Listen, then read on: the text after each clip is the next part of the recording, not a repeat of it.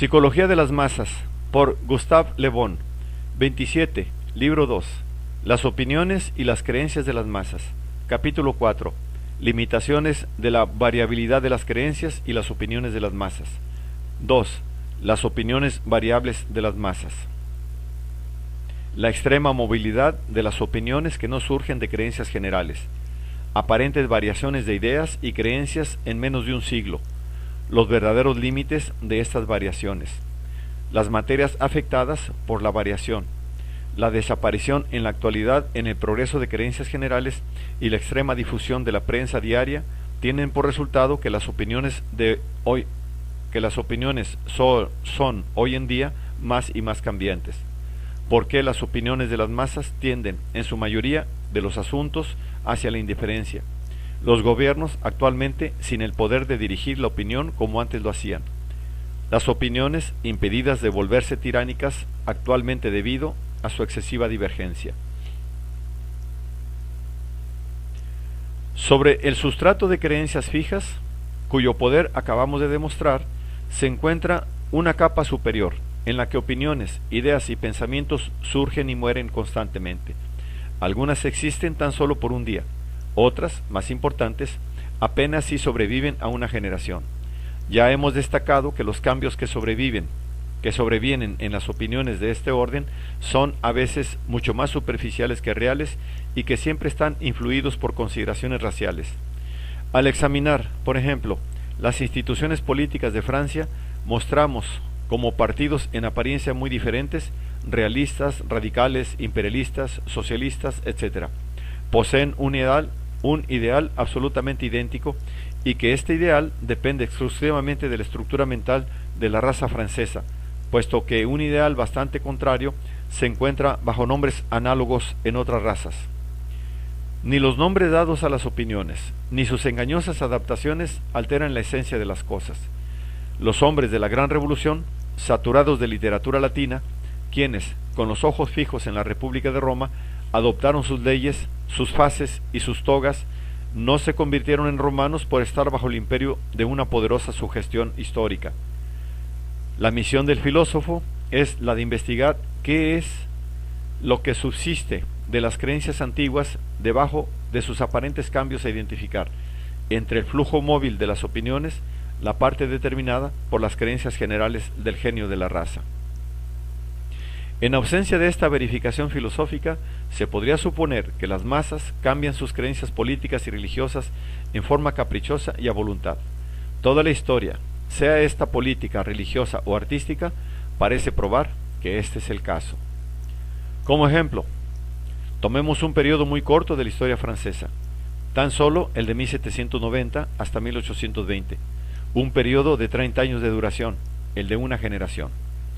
En su transcurso vemos a la masa, monárquica al principio, volverse muy revolucionaria, luego muy imperialista y otra vez muy monárquica. En materia de religión oscila durante el mismo lapso de tiempo desde el catolicismo al ateísmo, luego hacia el deísmo y después regresa a las más pronunciadas formas de catolicismo. Estos cambios tienen lugar no solo en las masas sino también entre quienes las dirigen. Observamos con asombro a los hombres prominentes de la convención, a los enemigos jurados de los reyes, hombres que no querían tener ni dioses ni amos, convertirse en humildes sirvientes de Napoleón y después, bajo Luis XVIII, llevar velas devotamente en procesiones religiosas. Numerosos también son los cambios en las opiniones de las masas durante el transcurso de los siguientes 70 años. La pérfida Albión, de principios de siglo, es el aliado de Francia, bajo el sucesor de Napoleón.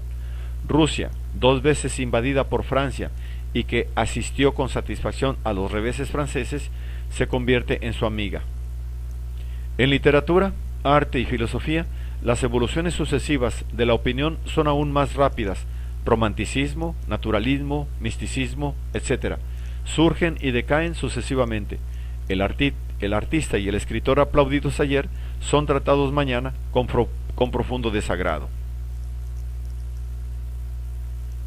Sin embargo, cuando analizamos todos estos cambios aparentemente tan extensos, ¿qué encontramos?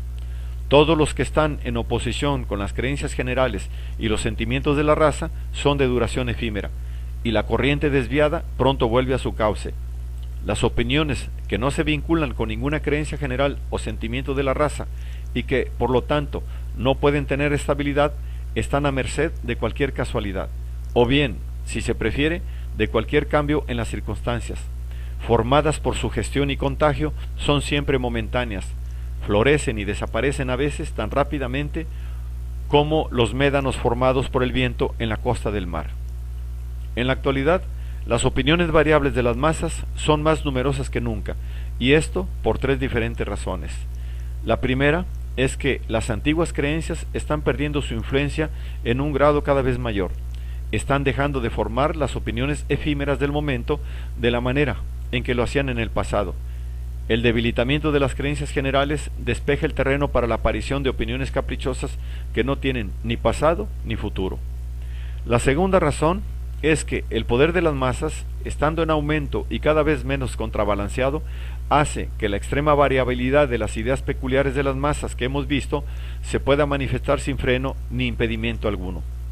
Finalmente, la tercera razón es el reciente desarrollo de la prensa escrita, por cuyo intermedio las opiniones más contrarias están siendo continuamente puestas ante la atención de las masas.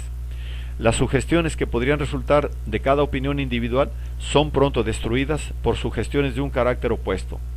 La consecuencia es que ninguna opinión consigue arraigar en forma amplia y que la existencia de todas ellas es efímera.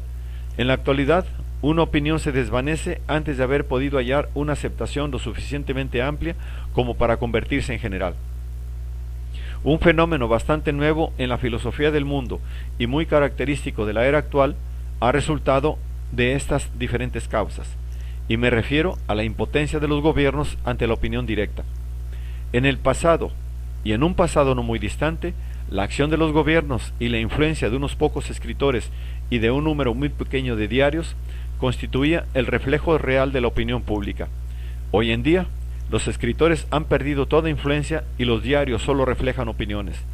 En cuanto a los estadistas, lejos de dirigir la opinión, su único afán es el de seguirla.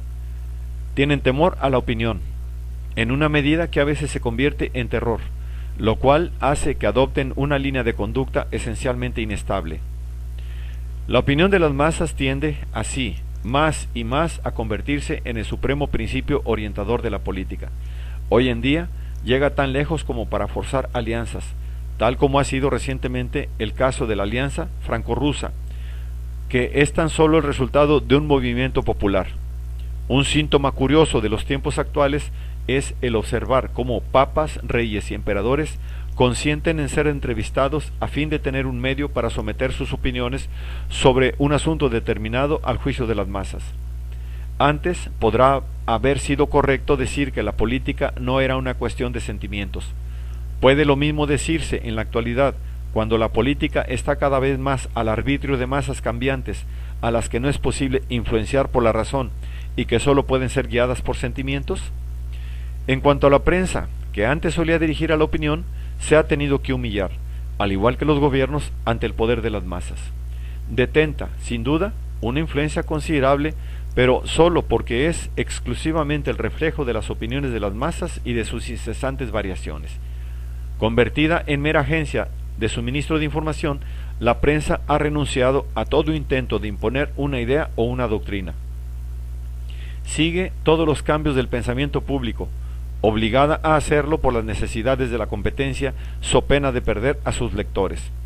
Los antiguos y formales órganos influyentes del pasado, tales como el Constitucional, el Debats o el Cycle, que fueron aceptados como oráculos de la generación anterior, o bien han desaparecido o bien se han convertido en diarios típicamente modernos en los cuales un máximo de noticias se haya comprimido entre artículos livianos, chismes sociales y nebulosas financieras. No podría ni pensarse en la actualidad de un diario lo suficientemente adinerado como para permitir a sus columnistas el ventilar sus opiniones personales, y esas opiniones tendrían escaso peso para lectores que solo piden ser informados o entretenidos, y que sospechan de toda afirmación que está sugerida por motivos especulativos. Incluso los críticos han cesado de ser capaces de asegurar el éxito de un libro o de una obra de teatro. Son capaces de hacer daño, pero no de brindar un servicio. Los diarios son tan conscientes de la inutilidad de cualquier cosa que tenga la forma de crítica o de opinión personal que han llegado al punto de suprimir la crítica literaria, limitándose a citar el título del libro, agregando un copete de 2 o 3 líneas. Dentro de 20 años, el mismo destino le sobrevendrá probablemente a la crítica teatral. La observación atenta del curso de la opinión se ha convertido, no casualmente, en la principal preocupación de la prensa y de los gobiernos. Lo que desean saber inmediatamente es el efecto producido por un acontecimiento, una propuesta legislativa, un discurso. Y la tarea no es fácil, porque nada hay más móvil y cambiante que el pensamiento de las masas, y nada más frecuente que el verlas execrar lo que han aplaudido ayer. Esta total ausencia de cualquier clase de dirección de la opinión y, simultáneamente, la destrucción de creencias generales tiene por resultado final una extrema divergencia de convicciones de toda índole y una indiferencia creciente de parte de las masas hacia todo lo que no toca claramente sus intereses inmediatos. Las cuestiones de doctrina, tales como el socialismo, solamente reclutan campeones que peroran convicciones genuinas entre las clases bastante iletradas. Entre los trabajadores de las minas y de las fábricas, por ejemplo, los miembros de la clase media baja y los trabajadores que poseen algún grado de instrucción se han vuelto o bien profundamente escépticos o bien extremadamente inestables de sus opiniones. La evolución que ha tenido lugar en esta dirección durante los últimos 25 años es impactante. Durante el periodo anterior, por más cerca de nosotros que esté, las opiniones todavía tenían una tendencia general, tenían su origen en la aceptación de alguna creencia fundamental.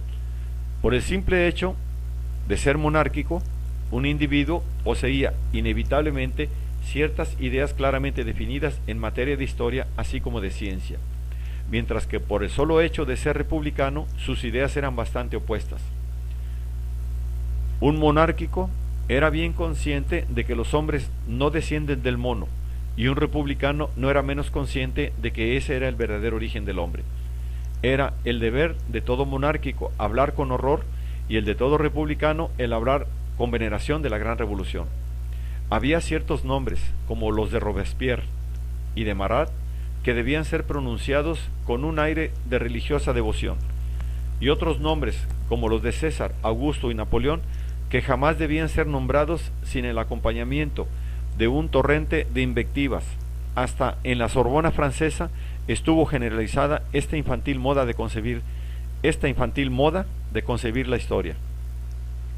En la actualidad, como resultado de la discusión y el análisis, todas las opiniones están perdiendo su prestigio. Sus características distintivas se gastan rápidamente y pocas sobreviven con capacidad de despertar nuestro entusiasmo. El hombre de los tiempos modernos es más y más presa de la indiferencia. El desgaste general de las opiniones no debería deplorarse demasiado. No es posible rebatir que constituye un síntoma de decadencia en la vida de un pueblo. Es cierto que los hombres dotados de una visión inmensa, casi sobrenatural, que apóstoles, líderes de masas, en una palabra, hombres de convicciones fuertes y genuinas, ejercen una influencia mucho mayor que los hombres que niegan, que critican o que son indiferentes. Pero no debe olvidarse que el poder detentado actualmente por las masas, si una única opinión adquiriese tanto prestigio como para forzar su aceptación general, pronto estaría dotada de un poder tan tiránico que todo tendría que inclinarse ante ella y la era de la libre discusión se cerraría por largo tiempo.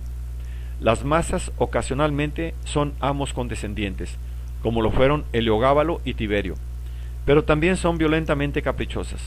Una civilización, llegado el momento en que las masas se le imponen, se encuentra a merced de demasiados riesgos para durar por mucho tiempo. Si habría algo que puede posponer por un tiempo la hora de su ruina, esto sería precisamente la extrema inestabilidad de las opiniones de las masas y su creciente indiferencia respecto de todas las creencias generales.